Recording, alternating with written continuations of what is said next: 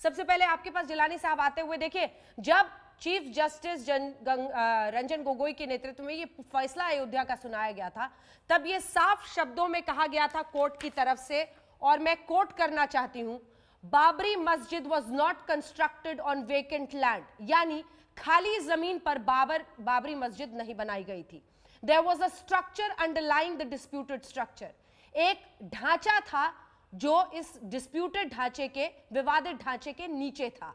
वो नीचे का ढांचा इस्लामिक स्ट्रक्चर नहीं था, यानी उसका इस्लाम से कोई लेना देना नहीं था, मंदिर का था। ये स्थापित नहीं हो पाया था 2003 के एएसआई की रिपोर्ट से, लेकिन इस्लामिक स्ट्रक्चर नहीं था।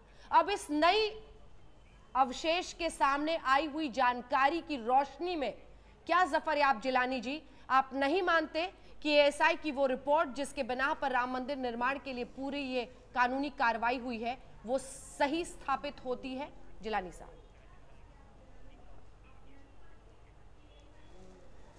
देखिए, दो बातें आपने इग्नोर कर दी हैं।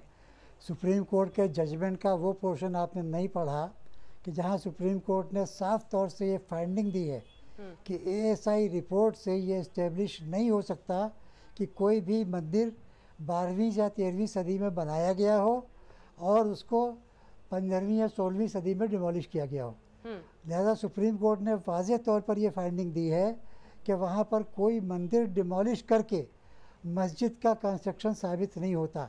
आपने सुप्रीम कोर्ट की इस फाइंडिंग को या तो इग्नोर कर दिया या आपके इल्म में नहीं ये बात। नहीं, मैंने दोनों बात कही। जिलानी साहब, आपको टोक रही हूँ क्योंकि आप मुझे मिसकोट कर रहे हैं। मैंने साफ कहा कि ये कोर्ट ने कहा कि मंदिर था, ये स्थापित नहीं होता है, लेकिन इस्लामिक स्ट्रक्चर था, ये भी स्थापित नहीं होता है।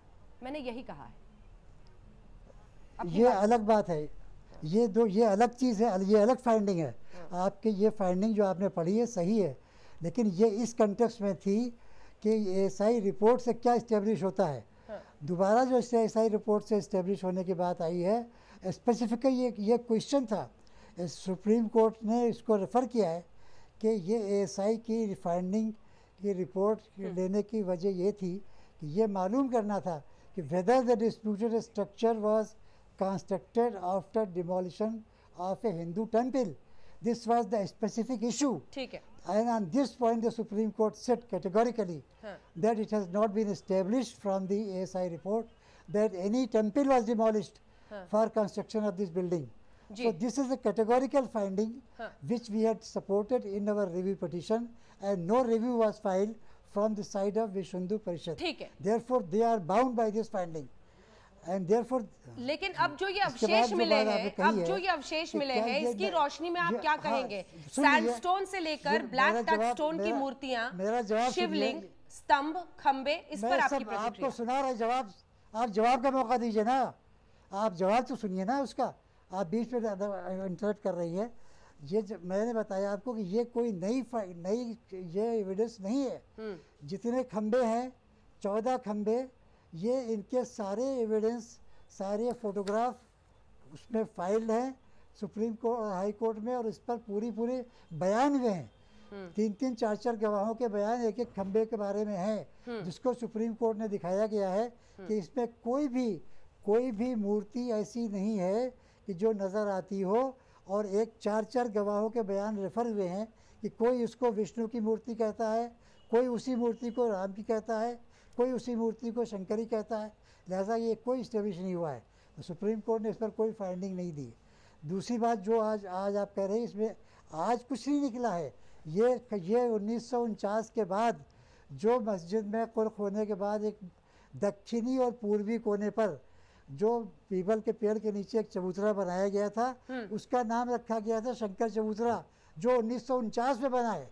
1949 से पहले वो नहीं था, 50 में बना है, बल्कि 49 में कुर्क होने के पहले नहीं था, 50 में बना है। उसके फोटोग्राफ भी सब सुप्रीम कोर्ट में और हाई कोर्ट में दाखिल थे।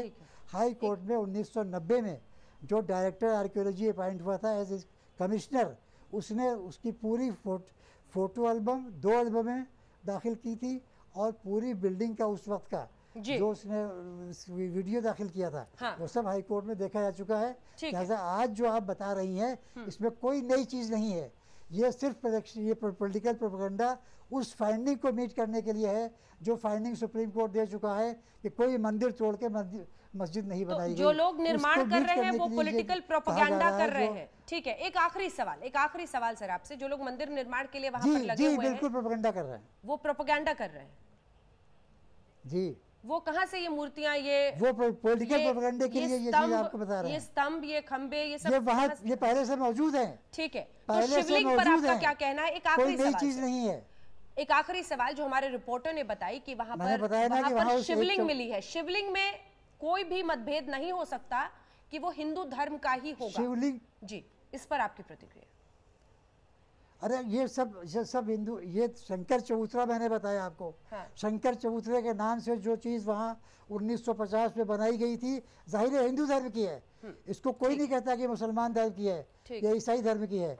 जो जन्म स्थान मंदिर था, जी, जो वहाँ पर 1885 से था, वो भी हिंदू धर्म का था, उसको भी डिमोलिश किया गया था 6 दिसंबर सन 92 को।